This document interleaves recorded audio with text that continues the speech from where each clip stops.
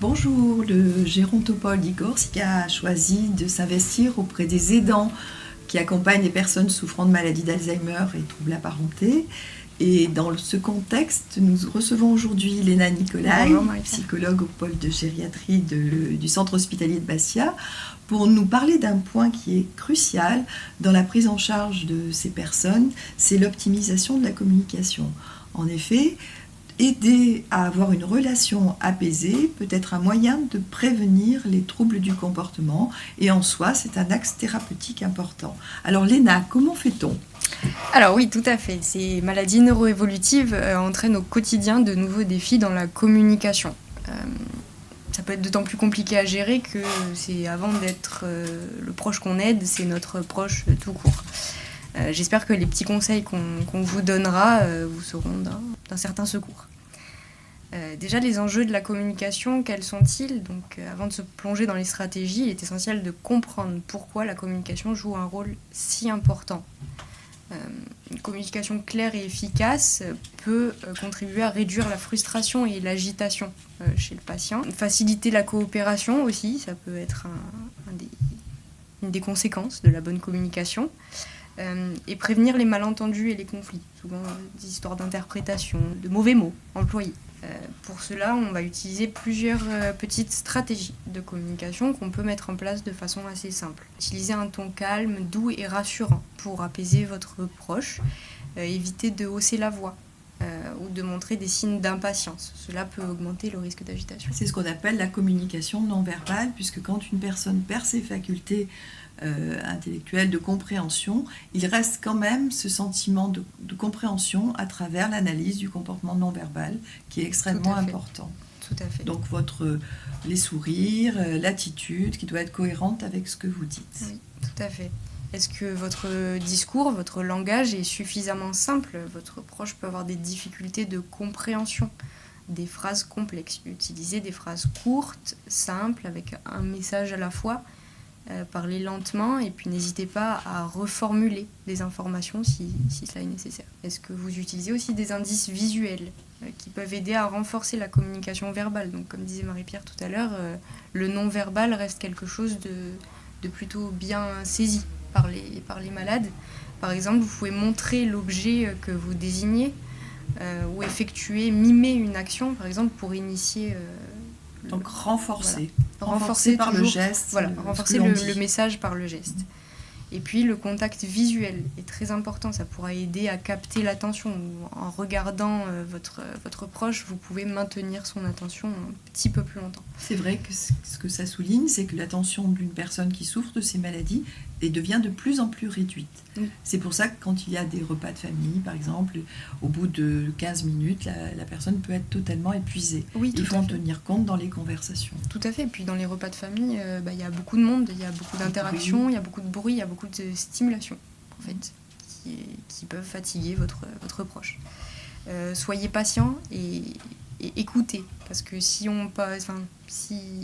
votre proche a besoin de temps pour comprendre, il a aussi besoin de temps pour s'exprimer.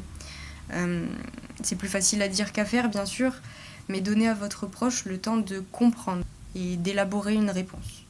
Évitez d'interrompre ou de terminer ses phrases à sa place. Est-ce qu'il y a des techniques aussi sur les questions pour mieux se faire comprendre ? Privilégiez les questions fermées, auxquelles votre proche peut répondre par oui ou par non, simplement. Voilà. D'autant plus s'il a des troubles du langage et qu'il n'arrive pas à trouver ses mots. Voilà, on peut donner des options, des choix d'options. Par exemple, ce soir, est-ce que tu veux manger du poulet ou du poisson ? C'est plus simple de répondre à cette question-là que qu'est-ce que tu veux manger ?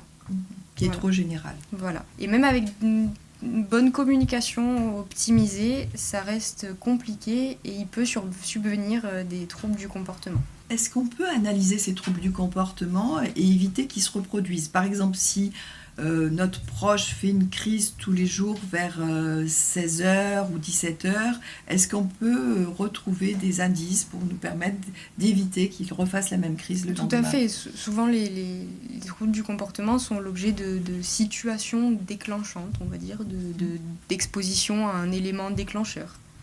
Une douleur, un bruit, un environnement inconnu ou un changement de luminosité. Souvent, l'hiver, quand la nuit se couche, la nuit tombe assez tôt, souvent ça va déclencher des troubles du comportement. Donc les comportements perturbateurs ne surviennent pas comme ça, ex nihilo, ils peuvent venir d'éléments dans l'environnement qui peuvent les favoriser. Tout à fait.